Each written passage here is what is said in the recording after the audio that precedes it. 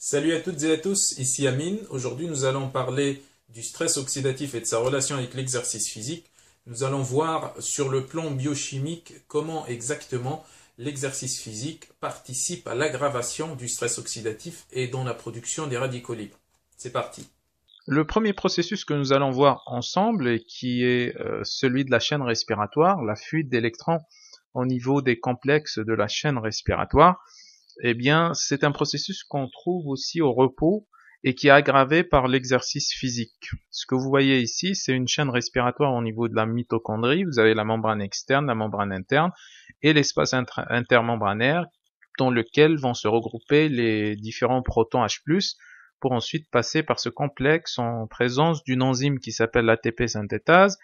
Et donc, ce passage du gradient le plus élevé en H+, vers le gradient le plus faible, va produire de l'énergie qui va être stockée sous forme d'ATP. Maintenant, ce qui nous intéresse vraiment dans cette chaîne respiratoire, c'est l'ubiquinone et le cytochrome C. Donc, tout ce que vous voyez ici en bleu et en rouge, ce sont en fait des complexes qui vont par lesquels va passer l'électron qui provient du cycle de Krebs. Hein. Et donc, cet électron-là, qui provient déjà du cycle de Krebs, va passer du complexe 1 vers l'ubiquinone.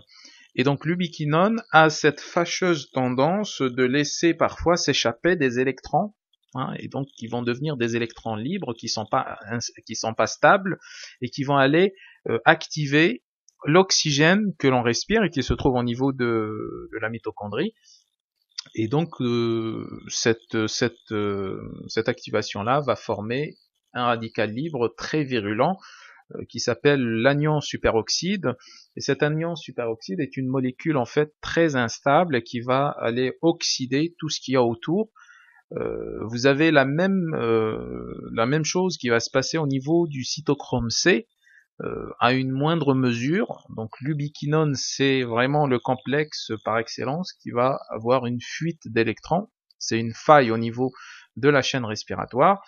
Et donc cet anion superoxyde qui va être formé à partir de l'électron libre instable et de l'oxygène, donc va aller oxyder tout ce qu'il y a autour, parfois la membrane cellulaire, l'ADN, etc., etc. Le deuxième processus de production radicalaire lors de l'exercice, et cette fois exercice physique intense, voire très intense, c'est l'activation de la xanthine oxydase. Et donc, comme vous le voyez dans ce schéma, lors d'un exercice physique intense, vous avez la transformation de l'ATP en hypoxanthine, en passant par l'ADP et l'AMP, et vous avez en même temps la contraction musculaire qui va faire en sorte que le calcium s'accumule, et plus il y a accumulation de calcium, plus il va y avoir d'activation de protéases. Ces protéases vont activer la xanthine oxydase.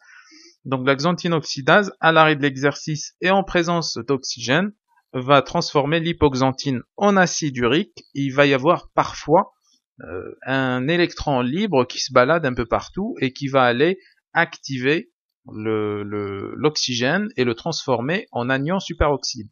Le troisième processus de production de radicaux libres s'effectue lors de la phagocytose, c'est-à-dire lors de l'inflammation. Et chaque contraction musculaire provoque une lyse ou une destruction des myofibrilles au niveau de la fibre musculaire, ce qui va provoquer l'intervention des macrophages et des neutrophiles dans le cadre d'un processus d'inflammation. Et donc, ces macrophages et neutrophiles vont effectuer des phagocytoses de tout ce qui est déchet, de tout ce qui a été détruit, voire même de certaines toxines, de certaines bactéries, etc. Et donc ces macrophages et neutrophiles sont équipés afin de produire l'anion superoxyde que vous voyez ici à l'intérieur de ces cellules, à l'intérieur du phagosome, et qui vont donc utiliser cet anion superoxyde, ce radical très puissant, afin de détruire ce qu'il y a comme déchets à l'intérieur, afin de détruire des microbes, des bactéries, etc., etc. Donc jusque-là, ça pose pas de problème, mais lorsque ces cellules-là vont mourir, parce qu'ils ont une durée de vie, eh bien, il va y avoir parfois libération de ces radicaux libres, donc qui vont aller se répandre un peu partout dans les tissus, dans les cellules. Le quatrième et dernier processus que nous allons voir, c'est la voie de l'acide arachidonique. L'acide arachidonique qui va provenir des phospholipides qui forment les membranes cellulaires. Vous savez que lors de l'exercice physique, il va y avoir accumulation de l'ADP qui provient de l'ATP et l'accumulation aussi du calcium. Alors ces deux substances vont provoquer l'activation de la phospholipase A2 qui elle-même à son tour va provoquer la transformation d'une partie des phospholipides qui donc forment la membrane cellulaire en acide arachidonique. L'acide arachidonique va aller au niveau de la chaîne respiratoire qu'on a vu dans le premier processus et il va donc stimuler le complexe 1 afin qu'il donne un électron libre. Cet électron va aller directement se lier à l'oxygène et va former l'anion superoxyde. Il est important de signaler que plus l'intensité de l'exercice physique augmente, plus ces processus de production radicalaire vont s'activer. Ces exercices-là permettent une production de radicaux libres conséquente, sauf que ces radicaux libres sont très bien contrés par les 4 enzymes antiradicalaires ou antioxydantes, et qui sont la catalase, la superoxyde dismutase et le glutathion avec ces deux enzymes, glutathion réductase et glutathion peroxydase. Donc ces 4 enzymes vont contrer les processus de production radicalaire qui sont dus à l'exercice physique, mais en même temps, on aura une adaptation génique des cellules qui vont se maintenir dans un état d'alerte qui va leur permettre de contrer les vrais radicaux libres, cette fois, les radicaux libres qui sont dus à une alimentation toxique, à un air pollué, etc., à des bactéries, etc., etc. Donc, on peut dire que l'exercice physique, malgré qu'il produit des radicaux libres, il permet de garder l'organisme dans un état qui lui permet de contrer des radicaux libres qui sont dus à la pollution de l'environnement. Tout d'abord, lorsqu'on parle de stress oxydatif, on doit parler d'oxydation. L'oxydation est une réaction chimique qui est très répandue dans la nature et c'est un processus très important dans l'organisme humain. Ça permet la production d'énergie, l'oxydation du glucose par exemple, ou la bêta-oxydation lorsqu'il s'agit des acides gras. Donc cette oxydation est soit là pour produire de l'énergie, ou alors pour transformer une substance vers une autre substance, ou alors de recycler certaines substances ou de les dégrader. L'oxydation, c'est le processus de dégradation en quelque sorte.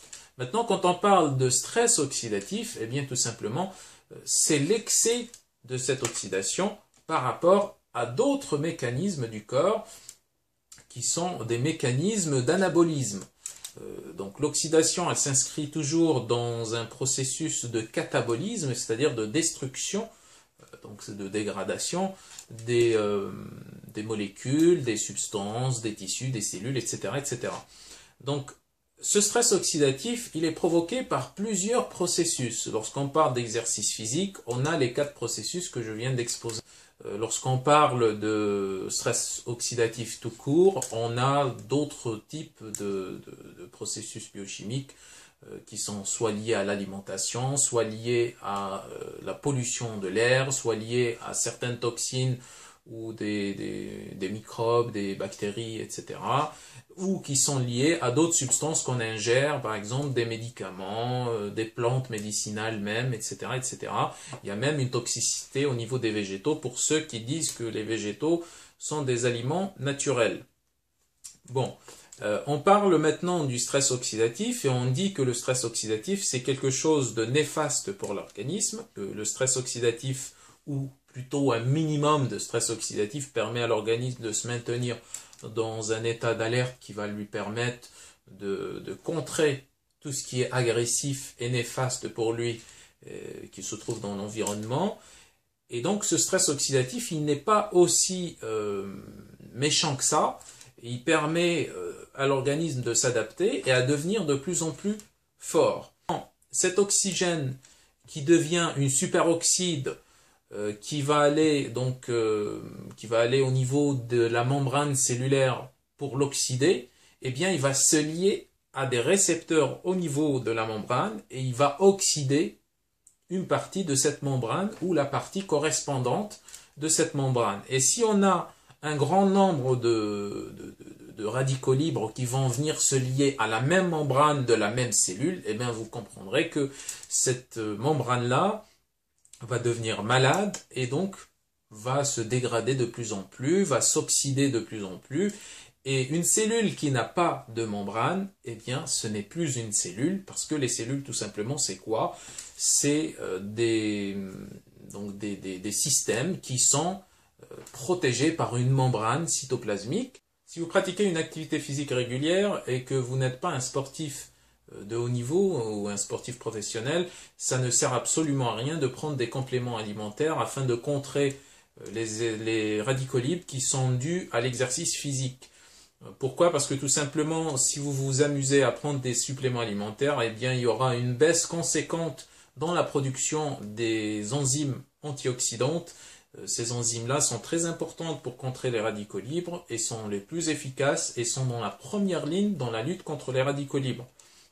Donc ça ne sert absolument à rien de vouloir les remplacer ou de les supplémenter, de les complémenter parce qu'ils font très bien l'affaire. Maintenant, si vous faites du sport de façon professionnelle et que vous atteignez régulièrement des intensités maximales et submaximales, là, on pourrait envisager peut-être une supplémentation en certaines vitamines et minéraux dont vous êtes carencé et selon votre spécialité sportive, vous pouvez choisir ou opter pour telle ou telle vitamine ou minéraux, tout en sachant que chaque vitamine et chaque minéral ne fonctionne pas tout seul et qu'il faut avoir un tout bien équilibré afin que vous puissiez donc avoir cet effet que vous cherchez et qui est d'améliorer votre performance et en même temps de réduire les effets des radicaux libres sur votre organisme. J'espère que vous avez apprécié la vidéo. Je vous dis à très bientôt dans une nouvelle vidéo.